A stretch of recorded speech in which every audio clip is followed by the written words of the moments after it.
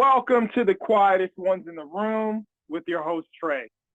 I gotta say it, just the mere fact that you have clicked onto this video and you are listening to the sound of my voice. You by far are the most intelligent people on the face of the planet. So once again, thank you for joining me. I would like to apologize in advance if my voice sounds a little scratchy. I'm still dealing with these allergies, but I'm getting through them here in the great state of North Carolina. Anyhow, I'm here to talk to you about something that has been on my mind as of late. Tariff babies. Yes, I call this period of time that we are in, as it pertains to those little bundles of joy, I call them tariff babies.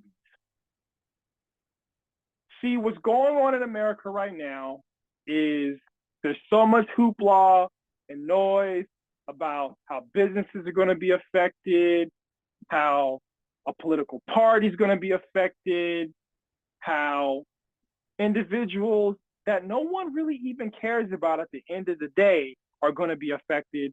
But no one's talking about the tariff babies. And I want to paint a picture for you why this is so important to discuss and how you may be in this situation. And my heart definitely goes out to you. And if you know someone in this situation, my heart goes out to them with you. Let's imagine there's a new family starting, young man, young woman. They're having their first child. They're so excited, but they're also a little anxious, a little stressed, but they're definitely hopeful. And they start talking amongst each other and they say, hey, you know, this vehicle we have, it's a little too small or unreliable for the child that we're bringing into this world. And you know what we used to do? We used to go purchase a new vehicle. So they get everything together and they decide, they pick a day and they go to the dealership and they start having conversations about what vehicle they should purchase and why. And the salesman is doing a great job of selling all the ins and outs about why they should get this vehicle, because it has cooling seats, heated seats, power steering. It's got the electrical components to it. Maybe it's a hybrid, so they'll save on fuel economy. And they went into the store, they had a good time, but they're still a little uneasy about their purchasing from this particular dealership. So they go online, they're looking at places like Carvana, they're looking at small mom and pop dealerships to see if they can find a good deal. They're talking to friends and family. But eventually, as they go through the process of getting a new vehicle that is reliable, because you need reliable transportation when you have a newborn. You need something safe. And when they get to that point of actually getting serious, they find out that the vehicle that they are going to purchase is thousands upon thousands more than it would have been a year ago for this vehicle. And they're thinking to themselves, oh my God, how are we going to be able to afford this $700 car note for this new vehicle? And these are, I don't know if you knew this, but the average car payment for new vehicles, $700. Used vehicles, roundabout, somewhere is around there. Okay, maybe a little less. But the interest rate on these vehicles, phenomenal. And this is before the tariff wars. So just think about now how the dealerships are going to play on the hearts and minds of young families who need to provide something reliable and safe for this infant coming to the world. So they sign on the dotted line for a monthly payment of too far into the future. And they're excited, but they're also very uneasy about the purchase because they know they cannot afford it.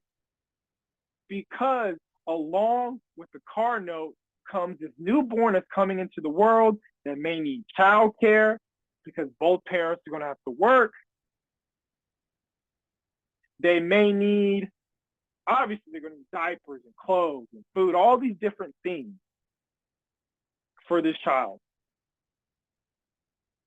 But nobody's talking about how when the parents sign the dotted line for these vehicles that are going to be overpriced, have been overpriced, and will certainly be even more overpriced as the car dealerships hustle the system and everybody else hustles, and the interest rates are high. The parents sign on the dotted line, and they're indebted for years upon years as this little Tariff baby has other needs. See, nobody's talking about how more money going to the vehicle, although it's necessary, whether you're getting a new vehicle or a used vehicle, it's still necessary. You need something that's reliable and safe. But nobody's talking about how the rise in these prices take away from what this administration, the Trump administration, said was important, the baby. Everybody needs to have more babies, more babies, more babies. Well, why would people have more babies if getting a vehicle to transport the babies becomes too expensive? Is too expensive. Why would anybody do it? See, the Tariff babies may go down in history as babies who've had to deal with the most financial pain thus far in American history. Yeah, thus far in American history, the Tariff babies are not going to be able to get some of the items and some of the things that are extremely necessary because the cost of the vehicle, just the vehicle, is too much. And because transportation in general becomes more expensive due to tariffs, especially if you're dealing with auto parts, for fleets, for transportation vehicles for our food, the food prices have to go up. So now the Tariff baby is affected by this. And who cares about the Tariff baby? Do you care about the Tariff baby? Had you thought about the Tariff baby when you thought about how you supported the administration? Did you think about the Tariff baby when you opposed this administration? Who's going to step up and step in for the Tariff baby? Because the parents that are raising them are already and are looking to experience financial hell. We know it's expensive. We know the rent's going up. The food has obviously been up. Entertainment, you name it. That was a nice rhyme right there. Anyhow, you name it, and it's expensive. And tariffs have been pitched as a way to reduce our costs as we focus on America first. But the Tariff babies are going to suffer in the meantime. And do not tell me that, oh my goodness, the tariffs are going to take place and shortly thereafter, the American people will live in this golden age, etc.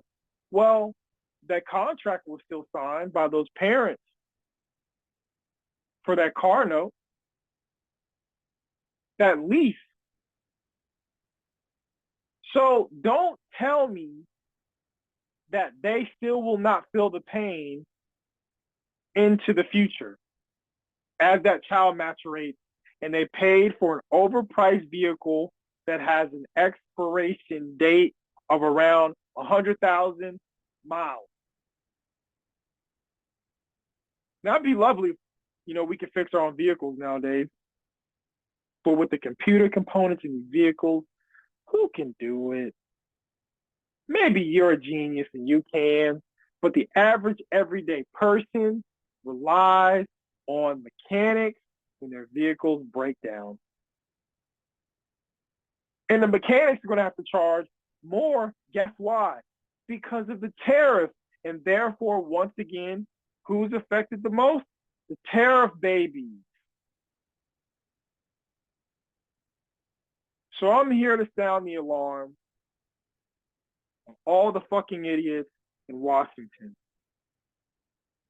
That this could have been there could have been an easier solution and a better way to do all of it, which is take it from the rich, tax the rich.